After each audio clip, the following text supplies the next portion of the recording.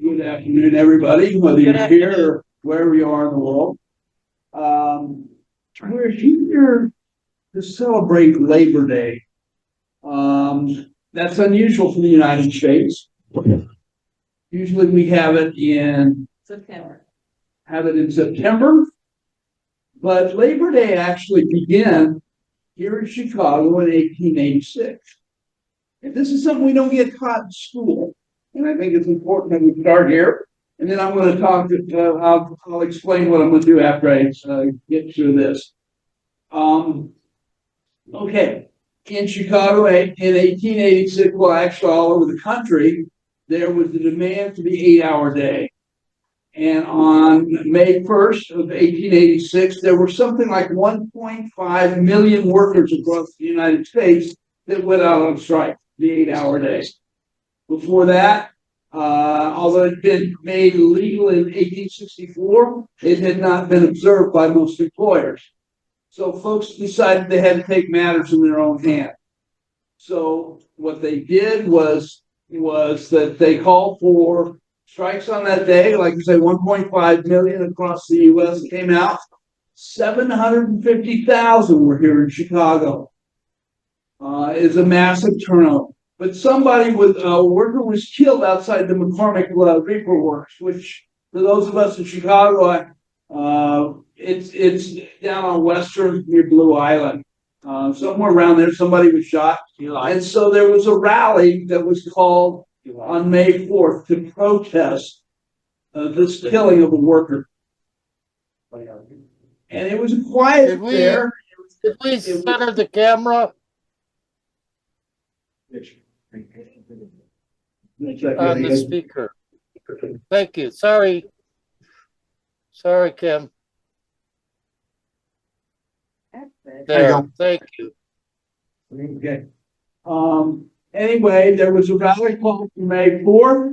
It was a pretty quiet thing. It wasn't a large turnout, but about the mayor came and he saw it was so low key, he decided to go home early. Well, when he got down to less than 200 people, there was a police station across the street. A bunch of cops came out and marched over to harass the workers that were rallying there. And somebody, we don't know who it was to this day, threw a dynamite, well, about like a hand grenade, into the cops and killed a couple of cops, and they went wild and everything else. And out of that, there were a number of arrests. And eventually there were 8 men who were put on trial for killing the cops. And 4 of those were hung. So I think we ought to take a moment to remember these 8 men. George Engel, Samuel Fielding, Adolph Fisher, Louis Ling, Oscar Newby, Yes. Albert Parsons, Very good.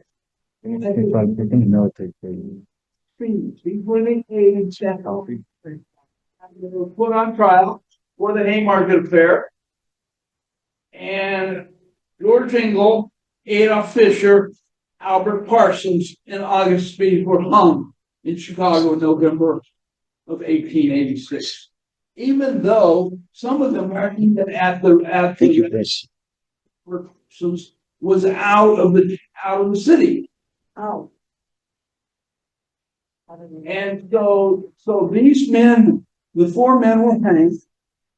Eventually, one man, Louis Ling, was later found in his cell the night before the hanging. He had a dynamite bomb explode. They don't know whether he tried to kill himself or the police put it in his cell. And then 3 other men spent years in prison, were eventually pardoned in 1893 by Governor Allgeld. Now, when this happened in 1886, Samuel Gompers of the American Federation of Labor reported that to the Labor Federation in Amsterdam, which is a European federation, and he said that we should in the future celebrate May 1st as International Workers' Day. To my knowledge, almost every country in the world, except for 2, celebrates Labor Day on May 1st. The 2, by the way, that do not celebrate it are the United States and Canada. And what you hear, in fact, a lot of people in the United States don't know anything about this. What they say is, oh, it's a communist holiday, because we used to see on TV with the parade in Moscow, and they'd show the tanks with missiles and stuff like that. Well, I was in Vietnam in 2017, and even the Vietnamese Communist Party recognized that it came from Chicago in 1886, long before the communist movement ever emerged. So I think we need to reclaim labor movement, reclaim Labor Day, and so we had a number of demonstrations across the country. Some were quite large, some were quite small, but over 3,000 events supposedly took place yesterday, where people are trying to reclaim labor May 1st as Labor Day, and to hell with this fraud of September. Okay, so like I say, I just wanted to mention where this came from, which is considered to be sort of the founding of the labor movement. Now I want to shift gears and go to something else. I have a new book coming out in August, and it's called Unions, Race, and Popular Democracy, Building a Progressive Labor Movement. And I want to talk about this because this is going to lead me into my larger issue. I am very dissatisfied. I, like many others, I'm not alone by any means. I'm very dissatisfied with the state of the labor movement in the United States. It's in terrible shape, and it's been largely useless, especially in the last 40 years. And I'm going to say some things that probably going to be different than what you hear from other speakers. But to make the point, my book, and I want to use the findings of my book to build my case, so that when I get to the point and say that we need to build a new labor movement, it will follow in the logical order. So what I did in my book is that I examined the process of unionization in both the steel and meatpacking industries in Chicago from 1933 to 1955, so the CIO years. I focused on key industries, that being steel and meatpacking. Steel obviously is crucial to any industrial society, and meatpacking is for almost any society. One of the interesting things is they were major industries, and yet they both had terminals in Chicago. So steel was here in Chicago, and it went to the east, over to Pittsburgh. Meatpacking had a terminus here in Chicago, but it went to the west, out to the plains. Chicago was where they both overlapped.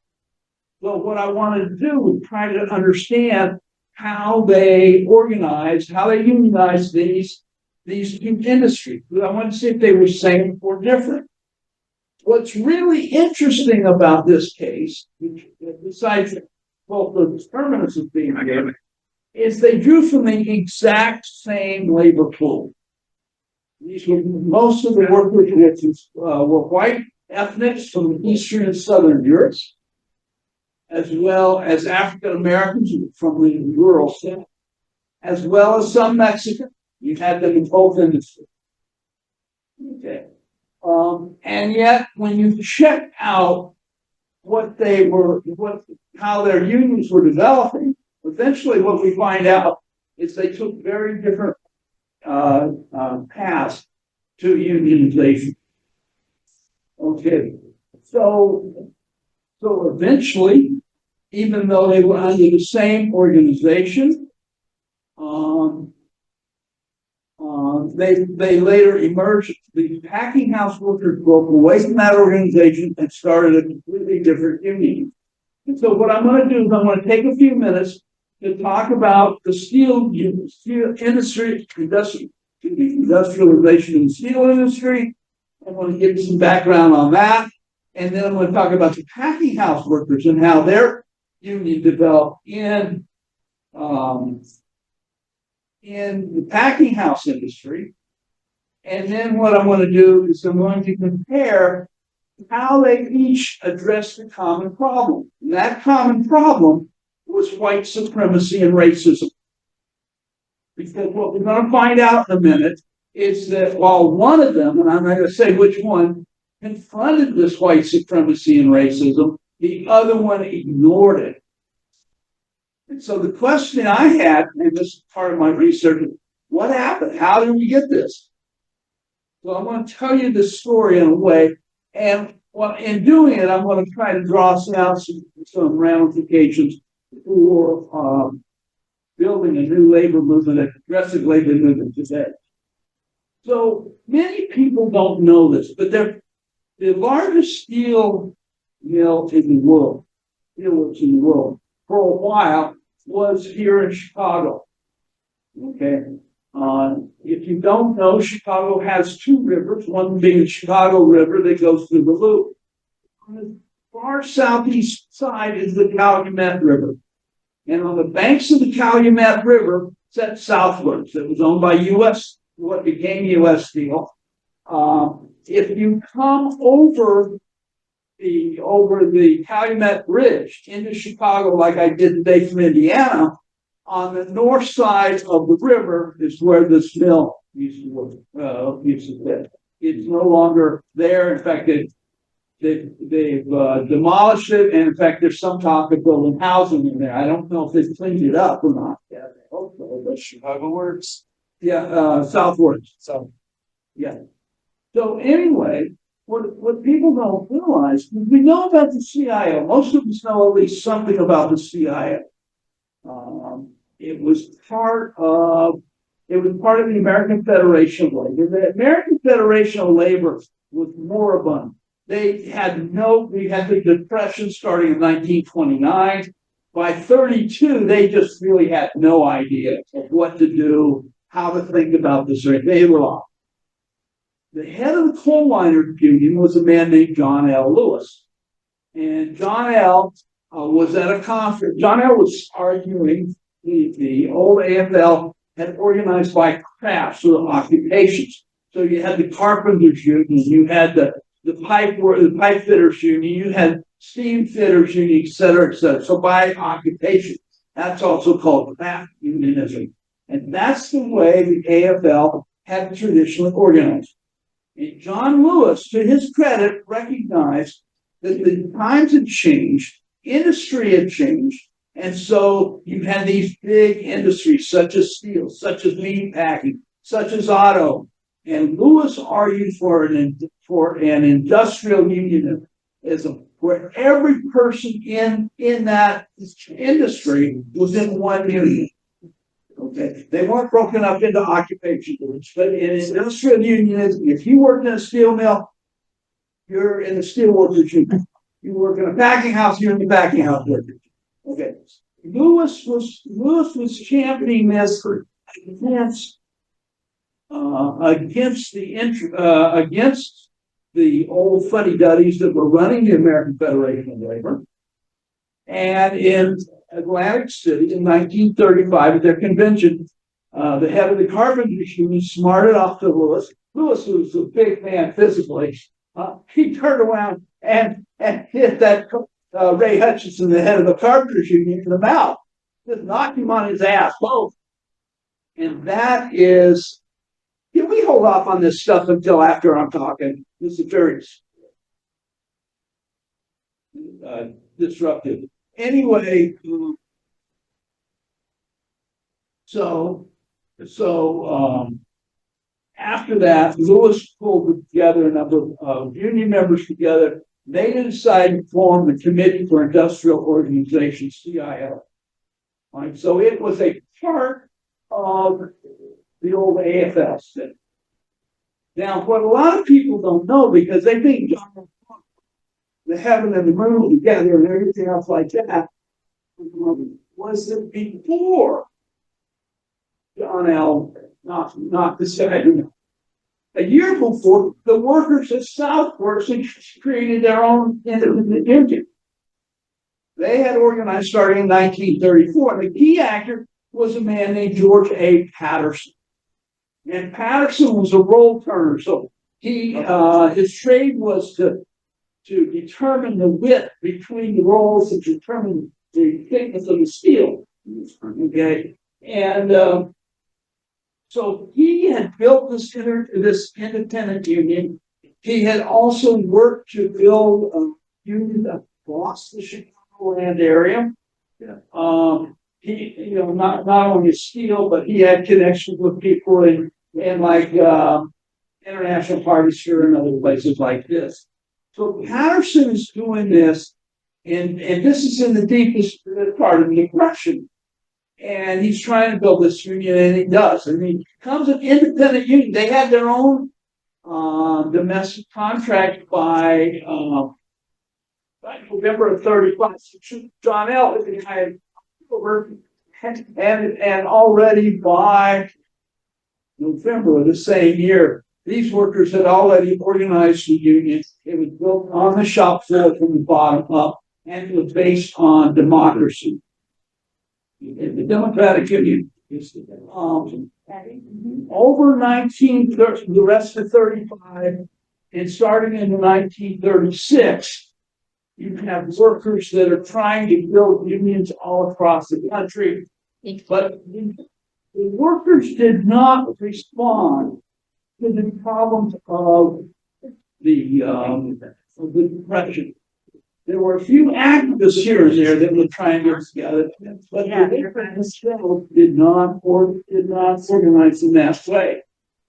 But there were people, they were activists in Pittsburgh, in that area, that were active. And Patterson was going over there, he was meeting with them, and they all recognized that the efforts here were headed anywhere else in the steelworkers union. So anyway, Patterson's working with them, trying to build this union. And in June of 1937, I'm sorry, 1936, Lewis created the Steelworkers Organizing Committee, particularly to organize steel. And he put Bill Murray, his first vice president of the mine maker, put him in charge of SWAT, the Steelworkers Organizing Committee. And so Murray knew about Patterson's efforts here in Chicago and asked him to come to get involved. And he wanted this independent union to affiliate with SWAT. And Patterson and Murray agreed. They had a meeting, and the members agreed. And so Local 65, what they call Local 65 out of Southwards, was the very first union in the entire country to join the Steelworkers Organizing Committee. It was a big deal. It was a big deal. And so you have John L. Lewis, who had a national reputation as a progressive labor leader, and he and then SWAT joined together to try to organize the steel industry. Now, John ended this for a reason, and that was that Bill Murray eventually called Patterson to Pittsburgh, asking him to bring a delegation to meet with the head of U.S. Steel, and they came, and then the head of U.S. Steel would meet with them. Well, in the meantime, though, when he went back to work at Southwoods, Patterson got fired. He lost his job for his organizing, and SWAT did nothing to protect him. Normally, when your leader is attacked, you go out on strike, you shut things down. You say, we're going to put up with this shit. None of that happened.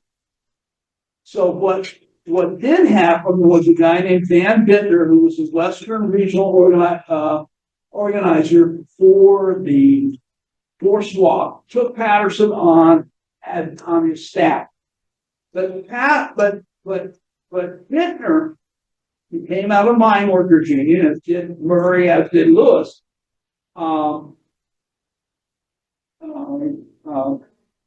Bittner did not believe in democracy.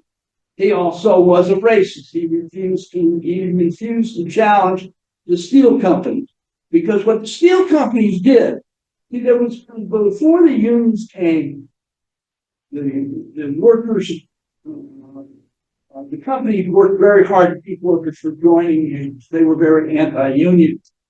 And what they would do, among other things, is they would split people up by ethnicity at first. So they'd keep the Lithuanians away from the Italians, would keep them away from the Greeks and stuff like that. They play them off against each other. And then later, during the middle of World War One, when African Americans started to get in grief at this college, time. They knew that the war would start in Europe, and that yes, I do. And that they didn't want workers leaving Europe. Let's see it then, okay? Immigration almost totally stopped at that time. Thanks. So the steel industry was expanding. They needed workers. Where'd they go? They went to the rural South and started bringing African Americans up into this area. Okay, that was in roughly 1916. Anyway, once they got in the steel industry, what they did was the differences between the white ethnics had kind of attenuated, it kind of broken down. And over time, we got to know each other and married and stuff like that. And so the white ethnics kind of got together, but then the bosses would play the races against each other. So they'd play the white ethnics off against the African Americans and against the Mexicans. They did this.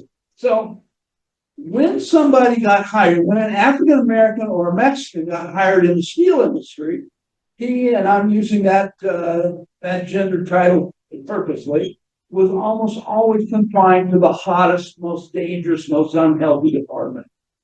Okay, and so that they did this to maintain control of the labor force. Very conscious corporate policy. Okay, and it was also done in the meatpacking industry, which I'll get to in a minute.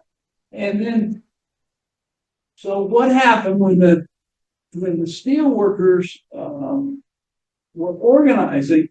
Basically, this Van Bittner did not insist on the seniority system that they established to challenge that.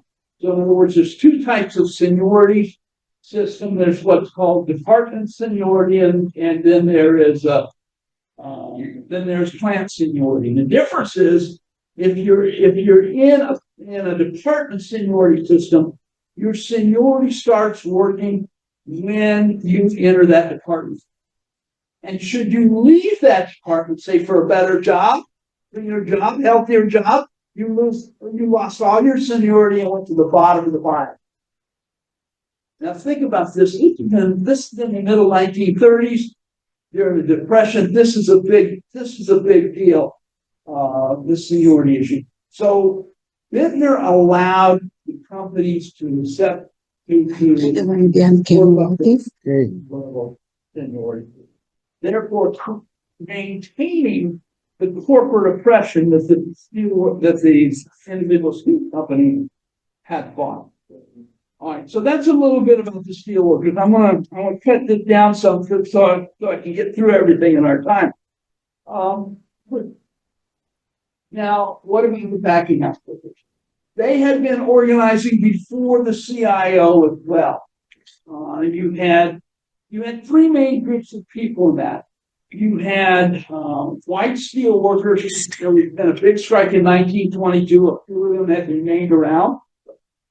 You had African Americans who were brought in, and the packing house companies, the key department in a packing house union is killing floors. So in other words, when they brought that steer up into the slaughterhouse, they'd knock them out usually with a sledgehammer, and then they cut the throats, drain the blood, and put them up on like an assembly line. Only this was a disassembly line, and they would cut the steer apart, and they would send it down to the different departments. And each one, I mean, they said that they used everything but the cry. Yes. So they just cut the steer apart and distributed. So that was what was happening. But what was really interesting, and there was a third group in there, and this group has gotten a lot of terrible consideration, but they were crucial to building the packing house workers, and that was members of the Communist Party and other left-wing groups. So the communists played a crucial role in the meatpacking industry, and they also but what their crucial role was is they understood from the beginning that the union had to be built as a black and white union, built as equal from the beginning on. And so they worked on that basis. The old white activists from the 22 strike, they recognized they lost that strike because they had not overcome the racial act. And so they recognized. And when the African American workers found out that there were white workers that could take on this white supremacy and racism, they joined together. These are the folks that knew and developed eventually the packing house workers organizing. And what was really interesting is that when they first approached Dan Bittner, he said that he didn't have any money for them, but they could organize and say that they were, supporting the CIO. And so, but organizationally, what they did is they put the packing house workers under banded IHC workers. And it didn't take people very long to recognize that Bittner didn't care a whit about white supremacy or attacking this racism. And so they decided to break off, and eventually they broke off from the Steelworkers Organization in October 1937 and formed what was called the Packing House Workers Organizing Committee. And they built this incredibly powerful rank and file union from the bottom that maintained its strength through strikes, through all kinds of turmoil. And eventually the corporations started leaving Chicago in the 50s because they couldn't break the unions. So it was a really exemplary union.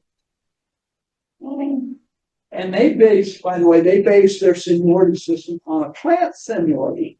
So when you got hired into the plant, regardless of the job, your seniority built up in that way. And then also one of the things that they did is they made their seniority system work so that everybody had the opportunity and encouraged to apply for better jobs and stuff, better positions as they opened up. So when a job opened up, you had to go down the list who had the most seniority. They had 90 days to move into the new job and show that they could do it or they couldn't do it. If they didn't do it or decided they didn't like that job, they could go back to their old positions and keep their original seniority. So what this did was eventually they were able to desegregate all of the plants. And in fact, they were so powerful in Chicago that in 1953, in Montgomery, Alabama, this is 2 years before Rosa Parks made her move. 1953, the packing house workers forced Armour to desegregate in plant in Birmingham, Alabama, or Montgomery, Alabama. So this is a union that is not only taking care of its members as far as wages and working conditions, the traditional things, but also how they live, conditions they were facing in their communities. So what I did in my study here is I'm looking at both of these unions and I'm trying to understand how they operated in the workplaces they were unionized, in the unions themselves, and in the communities in which they were based. And I compared, then over time, I compared steel workers to the packing houses. And like I said, the steel workers ignored race or white supremacy and racism. The packing house workers directly confronted it. So in 1939, as early as 1939, in racist segregated Chicago, 8 out of 14 local packing house unions were headed by African Americans in 1939. Yeah, it was pretty amazing stuff. So that and it was built on where the steel workers were always a top-down operation. Couldn't do anything without the union leaders. So packing house didn't work that way. And in fact, one of the ways that they organized, they started a thing they called whistle bargaining. So if they were in a plant and say a foreman started treating somebody wrong, you'd hear whistles blow. And once the whistle blew, everybody stopped work. And then when the blew a couple of times again, then they'd start work again. And they would play off worker department after department. So in other words, this was the kind of unionism that was built from the bottom up. It was based on democracy. It was based on inclusion to a very great extent. And that it became so powerful, like I said, the companies could not break the backing up workers. And eventually that's why they left Chicago. It's because they couldn't break the union. Okay. Now, let me take this to the next level. So you got an idea now a little bit about their history and how they organized. And what I realized as I'm studying this is I found something that's not in the literature. And in the literature, the CIO is presented as a progressive labor movement that was unified and sort of monolithic, like there was only one type of trade unionism. What I found through this work that I've been describing is no, there were two completely different conceptualizations of unionism within the CIO. So one was the top-down, limited to the factory and immediate work situation that labor historians have called business unionism. Okay. The other type of unionism that was created by the packing house workers was what we call social justice unionism. And social justice unionism was based on the workers being strong enough at work to change things and fight racism and the white supremacy in the workplace, in the union, and in the communities. So, for example, after the war, there was a gold blast at 47th and Ashland that they would serve for, but they wouldn't hire them. The union made them do this. So they came into the community broader than just the plants and stuff like that, and changed things and challenged things. And it's a reputation that is very strongly known. So what you see is two different types of unionism. Business unionism, on one hand, which basically only concerns conditions for the members of that union in their workplace. They acted like leaders didn't have anything when they went back to their communities. Nothing was left. The packing house workers, on the other hand, said, no, we've got to take this stuff on. We've got to take on the white supremacy, the racism, and not only in the workplaces, but in the unions. So they had black leadership throughout the union. Also, they had a Mexican American woman down in Fort Worth who became the president of that local union. So it was more than just African Americans, it was Latinos as well. And they fought and integrated them throughout the union. And it's a stunning thing. But the long and short is you have two different types of unions. One is confined to the workplace, and we call business unionism. The other one is based in the workplace, but use that power in the workplace to improve things in the rest of the community. Okay. And so this is real interesting to figure this out. Now, like I said, one of the things about this broader vision by the packing house is there were a number of members of the Communist Party that were key actors in that. And they had this larger vision. And so we have a situation change at the end of World War II. What most people don't realize, see, when the U.S. got attacked at Pearl Harbor, just similar to how the U.S. attacked Iran, by the way, on February 28th. But when the U.S. was attacked at Pearl Harbor, the unions went to their president and offered a no strike pledge. And they didn't get much from it. They basically, I mean, that's the one power that workers have, is the power to stop work and to fight on the shop floor. And they had that. But over the war started turning to the U.S. favor. You start seeing more and more strikes, all kinds of things, sit down to everything. And when people didn't want to work, they just didn't work. And so right after the war, the first year after the war, so we're talking roughly August of 45 to August 46, we have the largest strike wave in the U.S. history. 116 million working days were lost due to strike activity. We had national strikes in auto and steel and meat packing and electrical workers. We had strikes among the Teamsters. We had strikes among the railway workers. Tremendous upsurge, 116 million production days drop. This scared the more conservative members of the CIO union. Now, most people who study labor know that the AFL, the American Federation of Labor, remained very conservative, although it fought the CIO, but it was always more conservative. What people don't realize is that there was a conservative wing, and most of the unions in the CIO were actually business unions with things over their go. And after the war, now remember, this was when supposedly the communists were going to conquer the world and all this stuff, and the other reasons. But anyway, what you have happening is conservative business unionism leaders like Walter Reed, head of the auto workers, within the CIO, he turned against the left union, the social justice union. And so Luther became president of the auto workers in 1946, and up to that time, you had three strands of the CIO politically.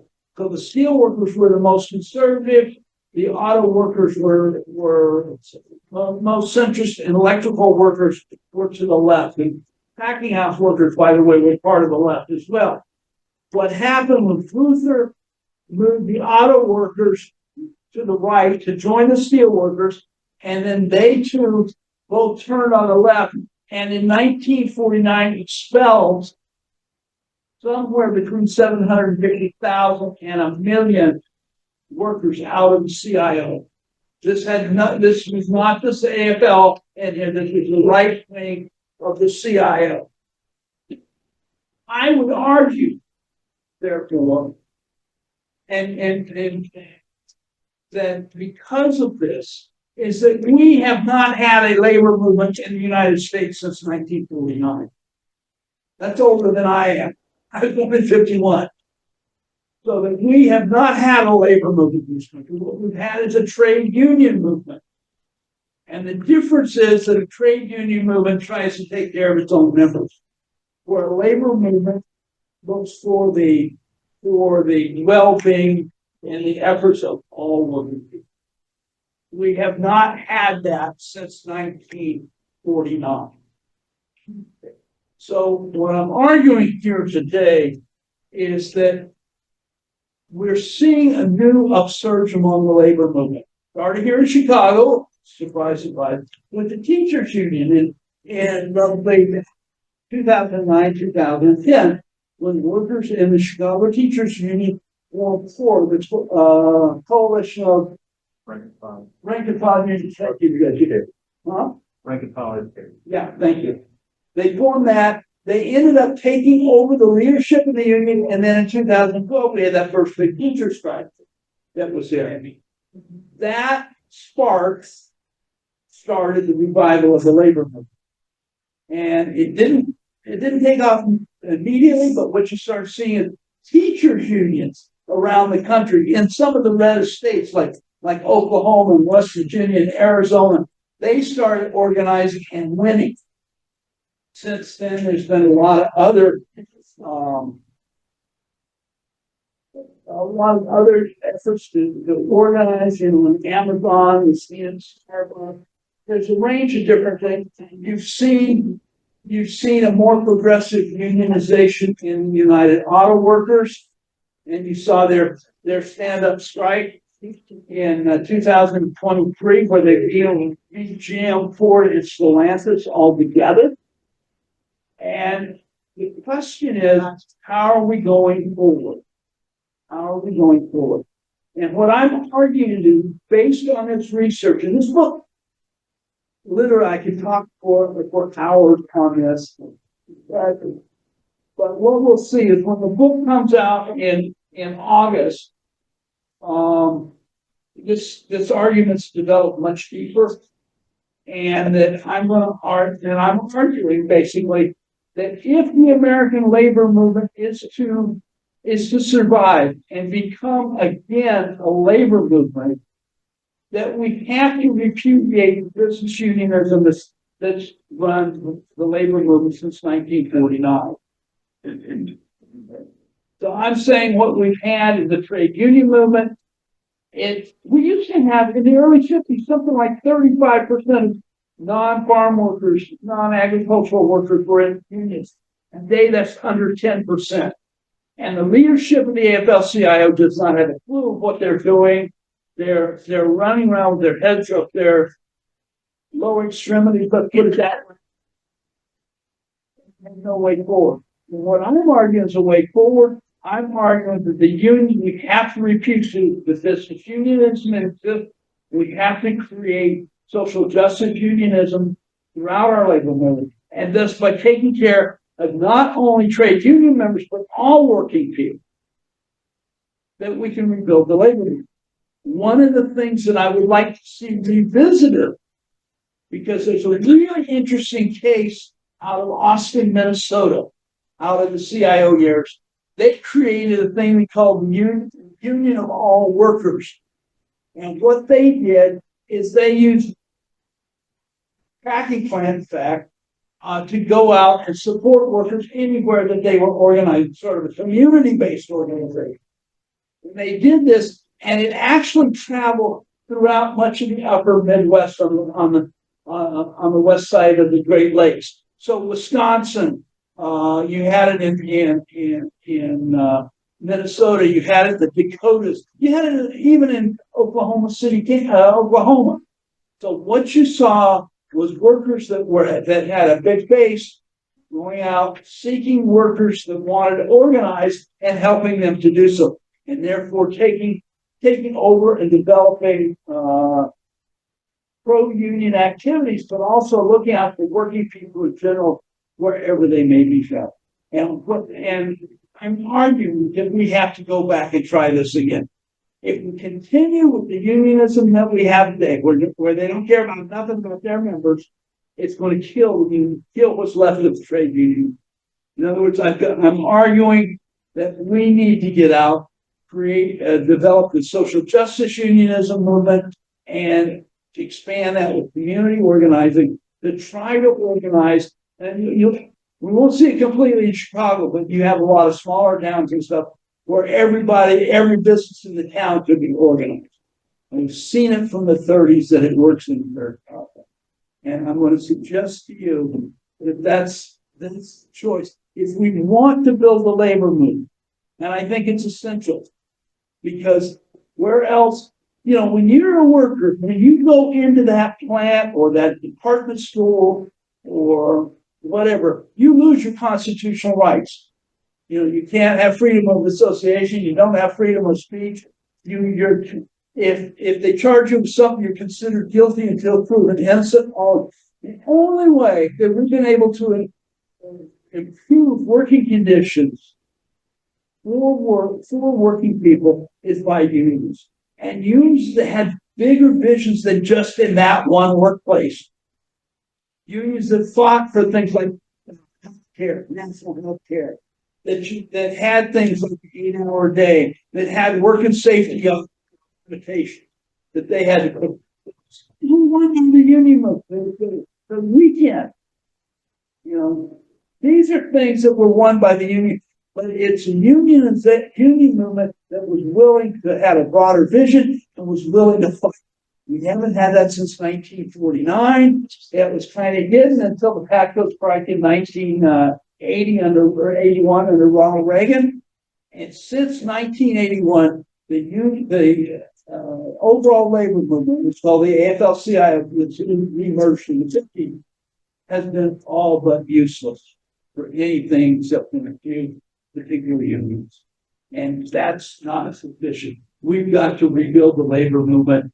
And I'm suggesting by learning from what we can from the steel workers and the packing house workers in the 1930s and 40s and 50s, that there are things to learn and that we've got to build our unions from the bottom up based on democracy, based on inclusion, and address, and I hope that the activists today have the vision that those in those earlier periods had about race. So whether it's racial issues or whether it's LGBT issues, whether it's women's issues, trans issues, whatever, if that's the issue, if that's what we need to do to bring people in, the union needs to be willing to do that, and the union needs to be willing to fight for all of us, because otherwise it's useless.